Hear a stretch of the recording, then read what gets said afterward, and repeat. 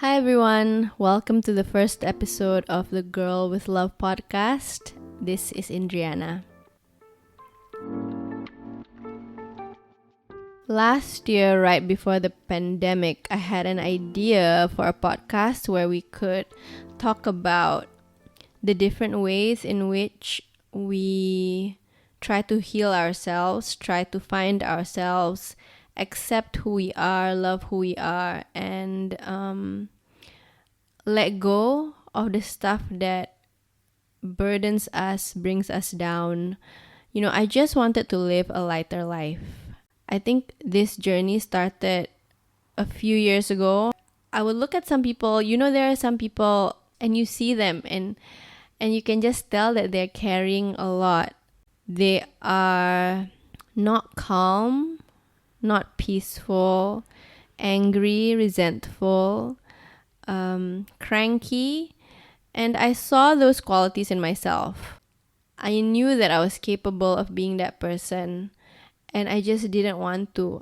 I don't want that for my life, So ever since then, I think I actively looked for different ways in which I could process my experiences and my feelings. I realized that was the way to becoming lighter, You have to sort of process all the different energies that you receive from the world, process the way you are reacting to the events that are happening around you, the things that are out of your control, and as much as possible express to the world who you are.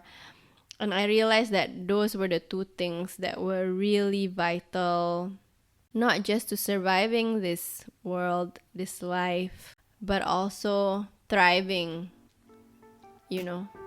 And that's what I wanted for myself. I wanted to thrive. So when I became a mom, when Abbas came into my life, I realized that this desire, it became bigger and more urgent because I really want to be the best version of myself for my son. I don't want to pass on to him. I mean, it's inevitable, of course, because I'm his mom and I am the way I am. But as much as possible, I just want to fill his life with love, and with as little of my baggage as possible. Currently, I am in therapy. I have been in therapy since 2008, 2009. I also make a lot of art, and I talk to my friends a lot. So this is how I process, and this is how I express myself. I'm so grateful to be surrounded by people who are so contemplative, reflective, people who are paying attention to the universe, and I think those are the people who end up knowing themselves, who end up receiving divine guidance because they're paying attention to the world. And those are the people who end up, imparting wisdom. I think a lot of this stuff that I will be talking about is not just my story, but also the things that I learned from my friends in our conversations. And so after I share my story, I will share an art practice or a writing practice that we can do together. Yeah. For this episode, I wanted to talk about my most recent counseling session. I got a new counselor. I've talked about my previous counselor on my Instagram stories. His name is Warren. I've been with Warren for so long, like a decade, right? So I just wanted to see if there were new skills that I can learn. I wanted to gain new insight. I wanted to look for somebody my age and also someone who's a woman. So right now I'm seeing this person named Linda Rin, and I just had my second session with her. It was last Wednesday, and I told myself, don't have such high expectations about how much I can achieve, how much we can get done, how much insight there will be. But I ended up having quite a breakthrough session. It had been 2 weeks since our last session together, So she was just asking me what had been going on, and I told her that it had been a really difficult 2 weeks. First, because of the heightened alert and how Abdillah and I decided to keep Abbas at home. Abdillah's parents live really close to us, so I have been sending Abbas over. But that comes with a lot of guilt. I feel like because I run my own business and I work from home, I feel like I should be able to do the child caring myself 100% of the time. So whenever I ask for help, it stresses me out. And it really makes me feel guilty. And I didn't know until that moment that I told her that the guilt weighed so heavily on me. I also told her about the incident with the polls. If you don't know what I'm talking about, it's basically an incident of sexual harassment online. And that really triggered a lot of memories from my past that I would rather not remember or think about, So that was really hard for me, having to just live through things again. So when I get triggered and I have to remember these things, it just brings up all my anxiety all over again. And aside from that, Abdillah was working really long hours. He wouldn't even have time for lunch or dinner. He was still doing his dad stuff with Abbas.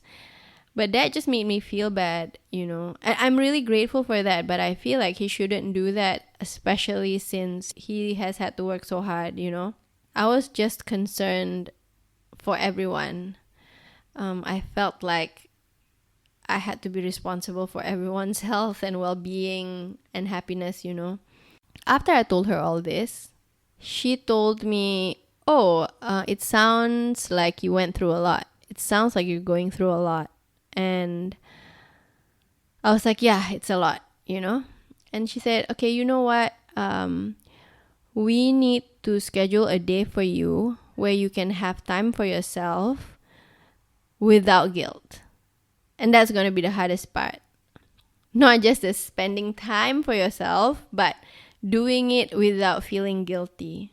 She said, it sounds like you feel like you're always behind. Yes, exactly. I feel like I'm so behind on being the kind of mom that I want to be, on being the kind of wife that I want to be, the kind of business person that I want to be.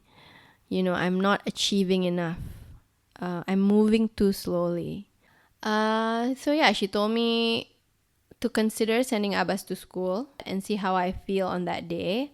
And we started scheduling the day.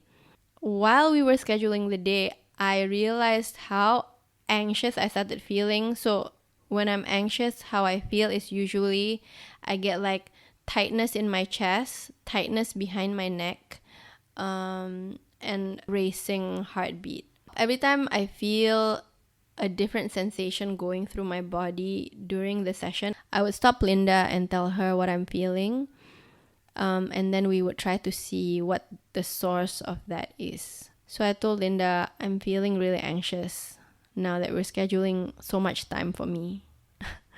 And then I said, every time you say that I'm going through a lot, my head keeps saying, Linda doesn't get it. I must be misrepresenting my life because actually I have it quite easy. I must be saying something wrong and Linda is being too nice to me. She's being too kind. And she said, how about we imagine that a friend of yours go to you and then tell you all the things that you just told me about yourself. So imagine a friend came to you and said, Indriana, I'm having such a hard time. This sexual harassment incident happened a week ago and it's making me relive all the things that happened to me before. And on top of that, I have had to keep my son at home and I've had to look after him. And my husband has been working so hard that I feel like I can't ask him to fulfill his responsibilities the way he usually does. And every time I send my son to my in-laws, even though they're helpful, I just feel so much guilt for needing their help in the first place. Because I feel like since I'm at home and just working at home, then I should be able to take care of my son myself. And also after, 12 years of struggling with anxiety, here I am back in therapy again and trying my best to just be present despite this new bout of nervousness and worry. What would you say to your friend? And then I just burst out crying, because I thought, oh, wow, she must be so lonely and she must be so unfulfilled if her life is so full of things, but she can't just sit and be. I think I cried because I realized how sad it was that I could only feel for myself when I'm looking at myself as if I'm somebody else. I think I also cried because I realized that, this road is lonely. Like, I'm not alone, but struggling with anxiety, doing the work to be mentally healthy is a solitary journey. But I'm glad that I have the help that I need, This desire to just be present is really a worthy cause, because I am spending so much time being sad about the past or regretting the past and being so worried for the future. We really only have now. I really only have this moment to live. So my goal for today is taking into consideration everything that I've learned from this session with Linda. I'm going to practice how to be more compassionate with myself, how to be kinder to myself. I didn't realize how essential that was to being happy and mentally healthy, even physically healthy, because everything works together, right? So this will be part of the accompanying art practice for this week's podcast. I will create an artwork that will have affirmations for myself. And if you want to follow along with me, you can watch the process video. The video will be released at the same time as this podcast, so you can look out for it on my IGTV. Once you've done it and you have your artwork, you can post it up on Instagram and put the hashtag #GirlWithLoveArt, so we can all see it and celebrate who you are with you. If you don't want to put it up, please feel free to message me, to DM me over Instagram, because I would really love to see what you've come up with. So yeah, thank you for being here, and I really hope to see you on the next episode. Bye!